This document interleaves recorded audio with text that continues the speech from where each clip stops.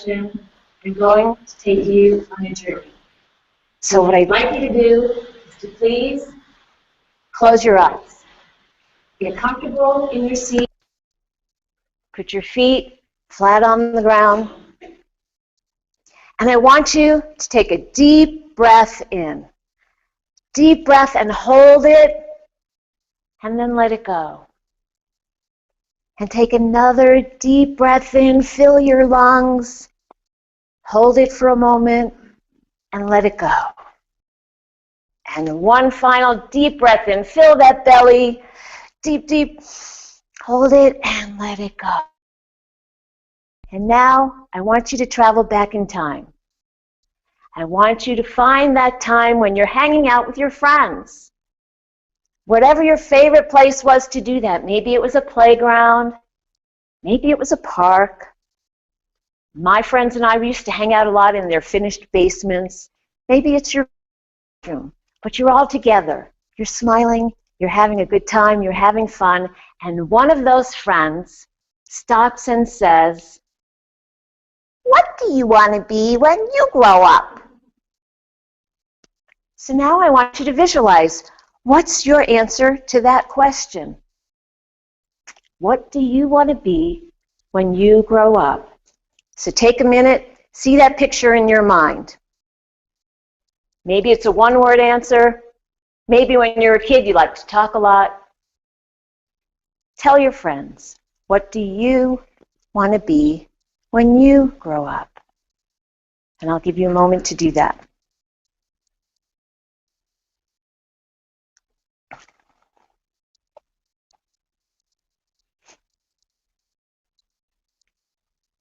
So now, finish talking with your friends, keep your eyes closed. What I want you to do is to say thank you to your friends. Thank you for listening to my dream. And then I want you to thank your inner child for sharing that dream. And again, we're going to do a series of deep breaths. So take a deep breath in, hold it for a moment, and exhale. And take another deep breath in, fill your lungs, and exhale. And finally, one more deep breath in. Deep, deep, fill that belly, fill your lungs, and exhale. And then, as you're ready, slowly come back to the room and open your eyes. So now I'll ask you, what do you want to be, or maybe what do you still want to be when you grow up? So you can either raise your hand, shout out your answer. What did you want to be, or what do you still want to be when you grow up? Celebrity chef. A celebrity chef. Thank you. A mom. Anyone else? You had some dreams as a child? A doctor and a singer and a dancer. A doctor, a singer, and a dancer. I go in my own heart. I'll take the singer and the dancer. Anyone else? Solar energy installer. A solar energy installer. So you are living your dream. Anyone wanted to be an astronaut? Oh, well, okay. A rock and roll star? Yeah, see? So those are some of the answers that often come up when I ask that question. But what I'd like to do is share with you what I wanted to be when I grew up. May I do that with you? So I wanted to be an actress. And perhaps we can maybe turn some lights down. I don't know if you could see these photos. This is, whoops, there we go. This is me in the 6th grade in The Music Man. For those of you who know The Music Man, this was Amaryllis. She was the little girl who had a crush on Winthrop, who was the little boy who had a lisp. So I was in The Music Man, I was in The Sound of Music, I was in Brigadoon. Can you tell that I like musicals? For the person who said singer, that was me singing, acting, dancing. However, I grew up in New York, and I applied to the High School of Performing Arts, and they turned me down. So I decided, okay, move on with life. what else do I want to be when I grow up? Well, I wanted to be a model. And so actually I did do some modeling locally, but look at my height. When I got serious and I went to New York agencies, what do you think they said to me? You're too short. And unfortunately what I did was I listened to them and I tucked my dreams away. And so I didn't pursue a career in modeling. I didn't pursue a career as an actress. However, here it is, decades later. And I say never. You may not see me at the Academy Awards accepting an Oscar. And chances are you won't see me on the cover of a fashion magazine. You might see me inside one because I write articles. But you probably won't see me on the cover of Vogue as a fashion model. A colleague of mine sent this to me many years ago. So that might be the only way that you see me on the cover of Vogue. However, it's been decades, as I said, and I am living my dream. Because here it is, 26 years, more than 26 years since I started my business, and the way I get to live my dream is now I'm speaking. And so, guess what? I get to have that connection. I get to look at you face to face and eye to eye. I get to build relationships and have people experience me, and hopefully you experience my joy, because that's what I love to do, is to connect with people. In addition, I have been blessed because I have my own business. I live here. Does anyone know where this is? This is the North Shore. This is actually the Kalawao Lookout on the beautiful, magnificent, magical Garden Island of Kauai, which was my home for 10 years.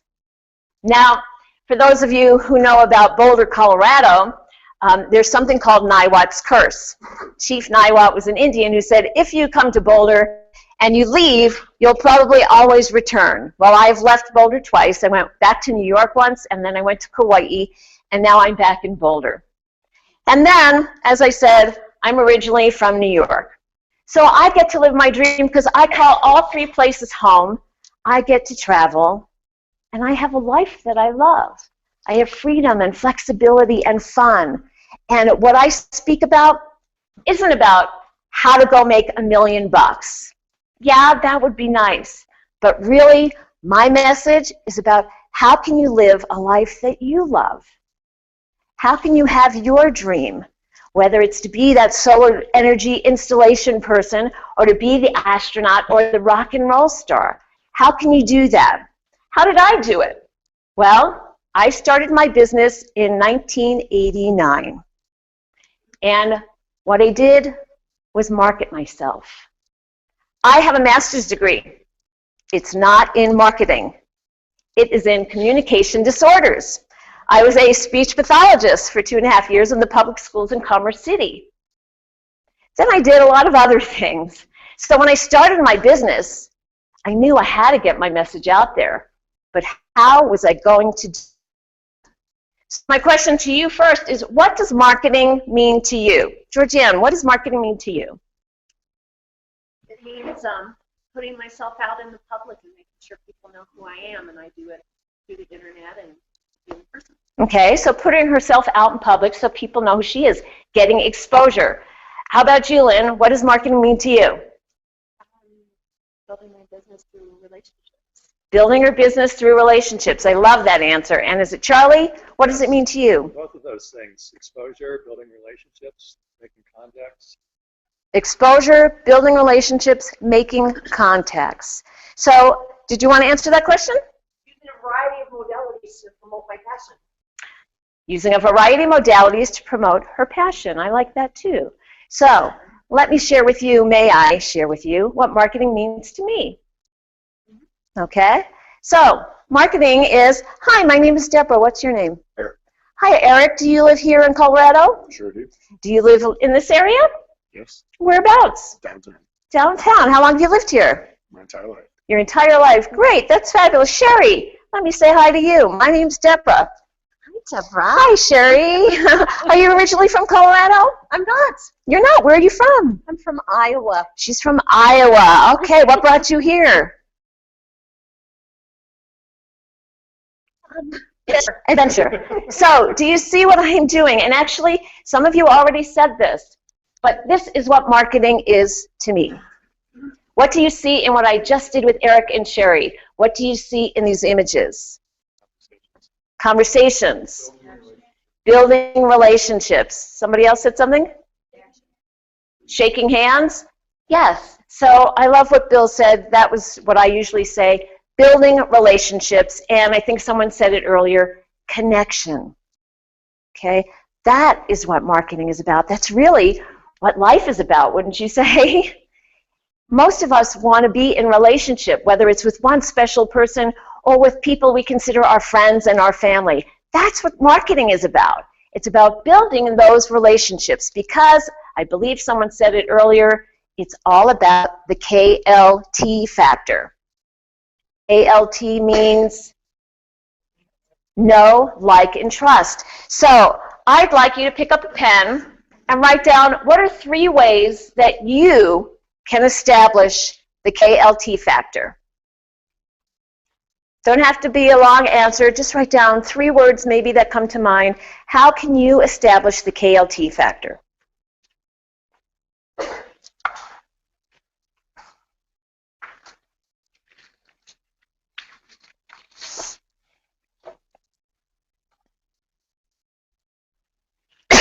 Excuse me.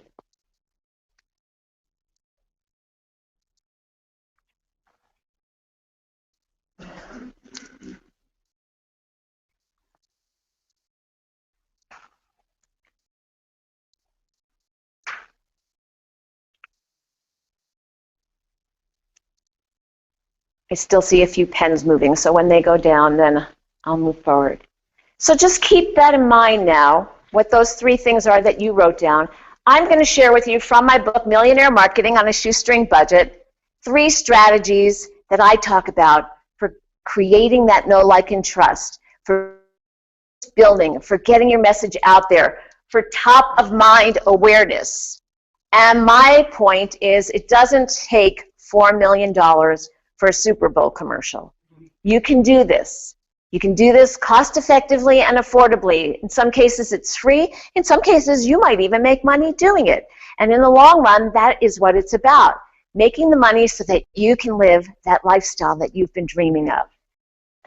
So, what is one simple step that you can take that leads to referrals and new business? And I bet all of you in this room know the answer to this question because you're doing it by being here today. And that is joining professional organizations. How many of you are members not just of Business Honoring Spirituality, but of some other organization? Okay, what are some of those organizations? Rotary. Chamber, Rotary. Now, here's what I want you to remember. When you go to those organizations, how many of you have had this experience? Let me see, I have a prop here. Let's see where it went. Here we go. You're at one of those chamber meetings and someone says, "Hi, Georgianne, my name's Debra, here's my card." Hi, thank you. Or it goes like this. "Hi, Georgianne, my name's Debra, can I have your card?" Sure. Has that happened to anyone in this room? Okay. How does that make you feel? Why? Like, who are you? Why are you asking? Why are you?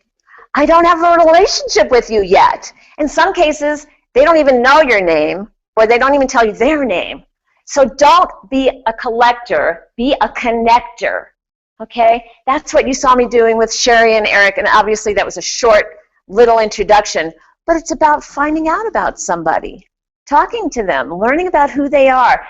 Does anyone here in the room know Gary Barnes? Okay. So Gary and I were speaking the other night at a social media event, and we were talking about this. I went to an event once, and the woman in line in front of me said, "I'm so excited. My goal tonight's to give out 50 business cards. 50, 50. I said, "Oh, that's a nice goal." How many of you think she connected with 50 people. So in talking with Gary about this, he said, Debra, you know, when I coach my clients and I tell them they're going to a networking meeting, I give them a number. What do you think his number was? 3. 5, 3, 2, 1, okay. 1. His number was 1. Because don't you think, you know, and I don't say there's any right or wrong, but don't you think if you took time to talk to Georgianne and get to know her, you're starting that relationship. She's most likely not going to, at that moment, say, here's my money, let's do business together. But, and she may never do that, but what she might do is go, Lynn could use somebody like Debra and refer her. So when you join an organization, here's the other part. You don't just join. You get involved. Okay? You get on a committee. You get on the board of directors. When I started my business, which was 1989, I chose organization. Doesn't mean I didn't go to other meetings, but I became a member of the Rocky Mountain Direct Marketing Association, because that was my industry, and I became a member of the Boulder Chamber of Commerce, because that was my community. At the Rocky Mountain Direct Marketing Association, I spoke. I was the newsletter editor. I served on the board, and eventually I was the president of the board. At the Boulder Chamber of Commerce, I spoke. I served on committees. I chaired the Small Business Committee. I chaired the Women in Business Leadership Group. We started a Women in Success panel. I eventually sat on the board. So not to brag about that, but the result of that was if my phone rang, and that was the day when people actually used phones for phone calls, someone on the other end would say, Bill referred me to you. Now, had I done any speaking for Bill? No. Had I done any writing for Bill? No. But Bill and I knew each other because we served on the board of directors at the Chamber of Commerce. And so when Bill met Eric and Eric said, I need a speaker, Bill said, you have to call Debra. Because we had developed the know, like, and trust, we had a relationship, Bill thought that this would be a perfect match. And that's how the business happens. So it's not always about finding that client. It could be a client, it could be a referral, it could be a resource. But it's not going to happen until you get involved and develop those relationships. And this comes from marketing your service business, and this is how you get leads and referrals. Now, where do you go? Which groups? Some of you mentioned them already. We had Chamber, we had Rotary, what else? BNI? Creative Connections. Yeah, there's a ton of places that you can go. And you know what? If you're thinking, I don't know where to go, turn to a friend, turn to a colleague and say, where do you go? Anthony told me about this group that meets. I hadn't heard about it before. So turn to someone and say, where do you go? What's been good for you? Where do you like to connect with people? There are plenty of choices. So number 2, how do you get out there and develop the know, like, and trust? Well, you offer to speak in public. How many of you, let's see, how do I want to say this? How many of you are afraid of public speaking? Okay, how many of you that are afraid of public speaking actually would really like to do it? Okay, so one recommendation, if you haven't already, is Toastmasters, because that's a good platform for you to start to practice, and you get a lot of support. But the beautiful thing about public speaking is you get, one, as I said, to build relationships. You get to see people's reactions and look at them in the eye. And while you're doing that, you're conveying your knowledge about a subject. You're coming across as an expert or an authority in what you're doing. And don't you think that helps your credibility? Okay? So it's a beautiful way to go out there, connect with people. Obviously, I probably won't connect with every single one of you today on a one-on-one basis, but at least I have the opportunity to touch you and to reach your lives and hopefully to make an impact on you so that when you leave here today, you're going to try that thing that Debra talked about. I'm going to maybe go into that organization that I've just been a fly on the wall, and now I'm going to get involved. Or I'm going to go to an organization and say, you know, I have a topic I really like to speak about. Would you bring me in as a speaker? So think of those things and think about who can you call. Many of the places that you might join as a member are also opportunities for you to speak. A great one is meetups. A lot of them, there's tons of meetups these days, and many of them are focused on business, and a lot of those want somebody to come speak. So think about them, and then think about fundraising, nonprofits, universities, chambers of commerce. Depending on the chamber, some chambers only will ask you to speak if you're a member. Others will say, you know what, we have a need. We want to meet our members' needs. You have a topic that would be really excellent for us. We want you to come speak. We need somebody to help us with people that have chronic back pain. So we need a guy like you. So you never know, but here's the thing. You never know unless you ask. So don't be afraid to go up and say. You know, I was blessed. Anthony and I met, and he said, Deborah, would you come speak? I didn't have to raise my hand and ask. And you'll find that the more that you do that, the more that you connect, if that's what you want to do is speak, people will come to you and ask you to help them. Now, here's a nice little sidebar to this. When you speak, you invite people to your talk. And it's a great way if you have prospects that you don't want to be hard selling, you don't want to be pitching, they could come hear you speak.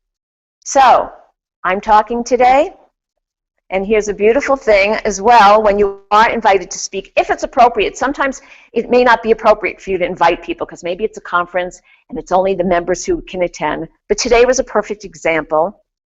I went on LinkedIn and I sent out messages. I went on Facebook and I posted. I went on Google Plus and I posted.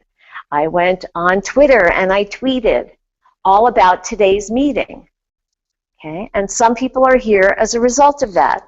Other people are here. I haven't met them. Bill Bruner is here and Carol Nath is here today. We've never met, except Carol and I met on LinkedIn, Bill and I met on Facebook. And that's a beautiful thing. So, you know, today I was speaking, I invited them to come. And lucky me, they said yes. So it gives you a great opportunity to connect with other people when you're speaking, to invite them and have them share in what you're sharing with them. How many of you would like to do that? How many of you would like to have people come connect with you on that basis? You know, it's a great way for you to get to know me a little bit and for me to share something that I believe will help you in your business. So, what do you want to speak about? I'd like you to take a second and write down, and keep in mind, this doesn't have to be something that you're an expert at in terms of business. Who was it? Somebody said they were a peacock person. You know, so maybe it has something to do with peacocks. Maybe it has something to do with golf. Anthony wants to raise his hand.